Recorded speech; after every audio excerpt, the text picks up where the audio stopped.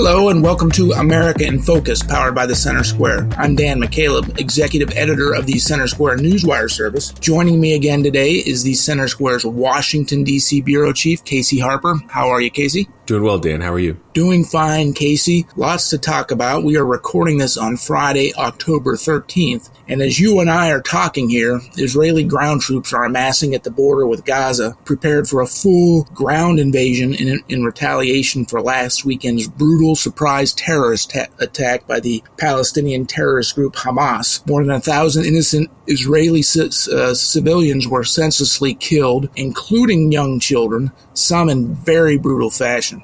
More than 20 American citizens also were killed, and hundreds were kidnapped and taken back to Gaza by Hamas. Back home in America, there have been raucous protests both in support of the terrorist group, but also in support of Israel. Casey, please summarize the situation and what this imminent war is going to mean for Americans. I mean, what we're seeing is what years and years of bubbling under the surface has finally erupted and poured over the sides. I mean, Hamas and Israel have been exchanging blows back and forth for years now. Hamas does everything from taking water pipes given to them by Israel to fire rockets into Israel, to, they infamously hide in hospitals and schools behind civilians. And so, of course, Gaza's complaint is that Israel mistreats them and that they're trapped in Gaza. Israel provides, the food and water and everything for Gaza, and now they actually have cut that off now. So this is a long-standing enmity between these two, and then Gaza, or Hamas, which is the group in Gaza, came across the sides and really took this to a new level. Netanyahu, the leader of Israel, declared a war. He said, this is basically not another conflict. This is not another time where we shoot some missiles back and forth for a couple weeks. This is a war. As you said, likely a ground invasion.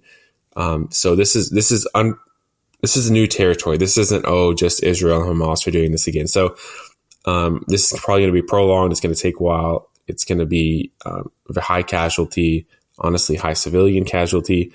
And there's a couple of things to look out for. One is, are other Middle Eastern nations going to get involved? I mean, Iran is constantly hinting that they're going to do something, so it's hard to know what they really mean, but they're still talking about how they might have to do something if, quote unquote, the war crimes continue. And there's, questions about other Arab nations. There's questions about Hezbollah, which is if they're going to get involved. So right now it's just Israel and Hamas, but if others get involved, there could be pressure for the United States to get involved. We've sent, I believe, 2 aircraft carriers and the, strike squads with them. Excuse me, we've sent those to the region to really, as a show of force, as a message probably to groups like Iran to, hey, don't get involved. President Biden has been very explicit in his speeches from the White House that this is not the time for other groups, other nations to try to take advantage of the situation. And everyone else needs to stay out of it and let basically Israel and Hamas settle this.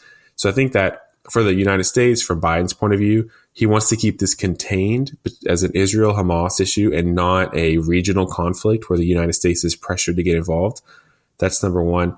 And then number two is, we're probably going to start sending a lot more money and munitions to Israel to help them with this fight, similar to what we've been doing for Ukraine. Now, the United States has been supporting Israel in this fashion for a long time, but at a much lower level. I mean, we supply ammunition for their Iron Dome, which is the missile defense system, which is the best in the world.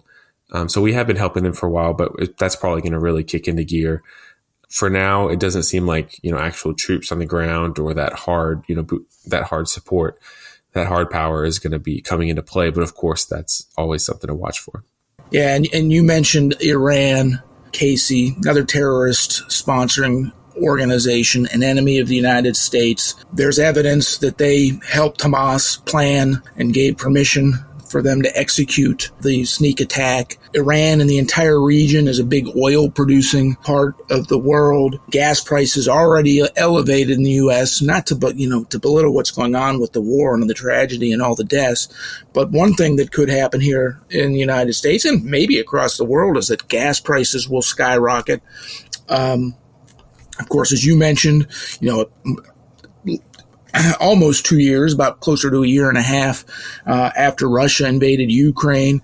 The United States has sent billions of taxpayer dollars to help Ukraine defend itself. Now, President Biden is rightfully, I think, personally, sworn entire U.S. support for Israel in this, so that probably means more taxpayer dollars go overseas. So American taxpayers, we're half a world away. We're all stunned by the violence that we've seen and heard about over there. But, American taxpayers, are in this thing because it's likely, one, it's going to drive up costs. Inflation is probably going to increase, particularly when it comes to gas prices. But two, we're probably going to be sending billions more overseas. Yeah, you're right. And we're going to be stretched pretty thin. I mean, on the first point, I talked to some experts about the gas prices issue, and gas prices immediately, they spiked, or crude oil prices rather, spiked immediately after the conflict began, but kind of leveled off. I think the world markets are kind of in a wait and see situation. And what would really change things is, like what you said, if Iran or someone else gets involved